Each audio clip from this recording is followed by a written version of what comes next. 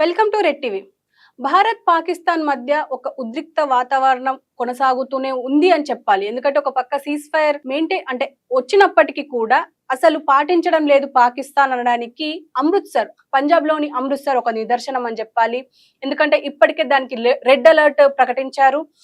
ఇప్పటికే అంటే ఆల్రెడీ మొత్తం అక్కడ పవర్ మొత్తం ఆపేశారు, బ్లాక్అవుట్ లో పెట్టారని చెప్పాలి ముఖ్యంగా. అయితే ఇప్పుడు ప్రస్తుతం దీనికి సంబంధించి అక్కడ కలెక్టర్ ఆదేశాలు అయితే జారీ చేస్తున్నారు. ఏంటంటే అమృత్సర్ లో ఎవరు బయటికి రావద్దు, ఇళ్లలోనే ఉండాలి, ఈవెన్ కిటికీల దగ్గరికి కూడా రావద్దు. అంటే మేము పవర్ అయితే ఇస్తున్నాం అమృత్సర్ కి, కానీ బయటికి రావద్దు, కిటికీల దగ్గరే ఉండాలి, ఖచ్చితంగా సైరన్ మోగితే అసలు బయటికి అడుగు పెట్టే ప్రయత్నం కూడా చేయొద్దు అని చెప్పేసి అంటున్నారు. అంటే జాగ్రత్తలు అయితే చెప్తున్నారు. ఎందుకంటే రెడ్ అలర్ట్ ఉంది ప్రస్తుతం అమృత్సర్ లో.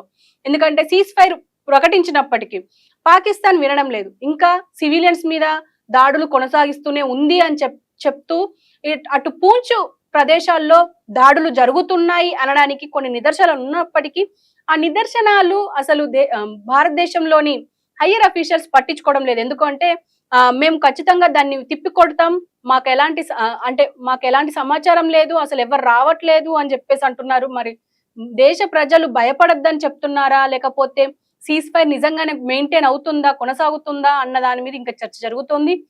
ఇప్పుడు ప్రస్తుతం అమృత్సర్ కి సంబంధించి మాట్లాడుకుంటే మాత్రం అక్కడ ప్రజలు బయటికి రావద్దు, ఈ రెడ్ అలర్ట్ ఉన్నంతసేపు, సైరన్లు మోగినంత సేపు కిటికీల దగ్గరికి కూడా రావద్దు అని అంటున్నారు. అంతకు ముందు తెల్లవారుజామున 4:35 కూడా కలెక్టర్ పలు సూచనలు చేశారు. ఇళ్లలో లైట్లు ఆర్పివేయాలని, కిటికీలు, రోడ్లు, బాల్కనీలు లేదా టెర్రస్ల వద్దకు వెళ్లొద్దని హెచ్చరించారు. సాధారణ కార్యకలాపాలు ఎప్పుడు పునః ప్రారంభించవచ్చో తెలియజేస్తామని, ఎవరు భయపడాల్సిన అవసరం లేదని ఆయన స్పష్టం చేశారు.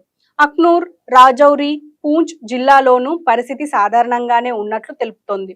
అయితే అర్ధరాత్రి తర్వాత డ్రోన్లు, కాల్పులు, బాంబు దాడులు జరగలేదు.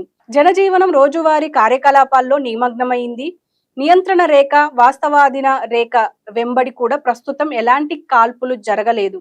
భద్రతా బలగాలు మాత్రం పూర్తి స్థాయి అప్రమత్తంతో ఉన్నాయి. సున్నిత ప్రాంతాల్లో పహారా పటిష్టం చేశాయి.